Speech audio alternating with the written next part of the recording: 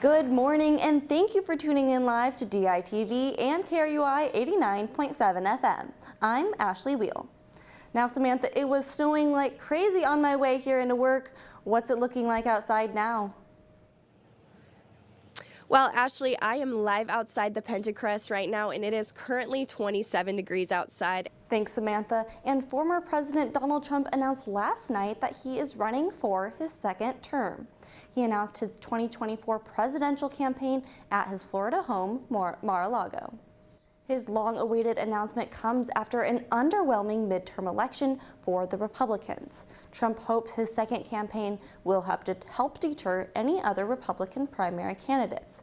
However, he is expected to be challenged by many conservative Republicans. And Russia hit Ukraine's energy facilities yesterday with around 85 missiles. This is the greatest number of missiles yet used by Russia.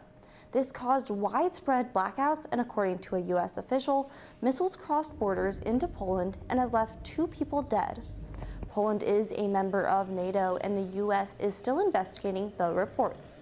It is unclear if the missiles that entered Poland were by accident or if they were targeted. Comes to our security commitments and Article 5, we've been crystal clear that we will defend every inch of NATO territory. The Ukrainian president is still staying positive and said that he and his country can survive anything. And this month signifies Native American Heritage Month. The University of Iowa has and continues to host events through the Latin Native American Cultural Center. Today, they will host an event titled Let's Get Physical, Lacrosse and Its History. The month was first celebrated in 1916 in New York, but in 1990, President George H.W. Bush established the month-long celebration. The aim is to show the culture of Native people and honor the injustices the Native American and Indigenous people have suffered. And UIHC has partnered with the Iowa Attorney General's office to help with opioid disorder treatment. UIHC received $3.8 million of some of the opioid settlements to help expand their work. This clinic is really a jewel. We've been over there. Attorney General Miller has been to see the clinic, and they're really doing great work for people with opioid use disorder.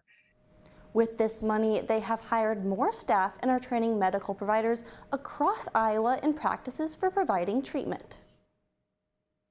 The idea behind this is that opioid use disorder is a disease. There's a real need for this sort of treatment across the state, and so that's why we're partnering with UIHC to do so. There is also a new website to help. IowaOpioidHelp.com was also launched by the Iowa Attorney General's office.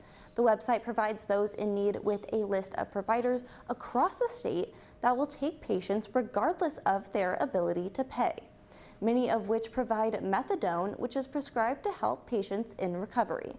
A main goal of the website is to reduce the stigma surrounding opioid use disorder, especially after Iowa has seen a 21% increase in opioid overdoses since 2020. And the possibility of an Amtrak train connecting Iowa City and Chicago could be sooner than expected. Many university students, staff, and Iowa City officials are pushing for the economic benefits, convenience, and additional opportunities. About 35% of UI students are from Illinois, and many students use the big city as a weekend trip hotspot. The project is not yet guaranteed yet, but the idea has been in the works for almost a decade. In October, the Iowa City Council approved a $475,000 purchase of 3 residential properties near the Iowa Interstate Railroad rail yard and Oak Grove Park to make room for a potential Iowa City-Chicago Amtrak route. And this is just one step out of several more that must be taken before this idea becomes a reality. Thanks, Michael, and thank you for tuning in to DITV News. I'm Ashley Weil. Have a great day.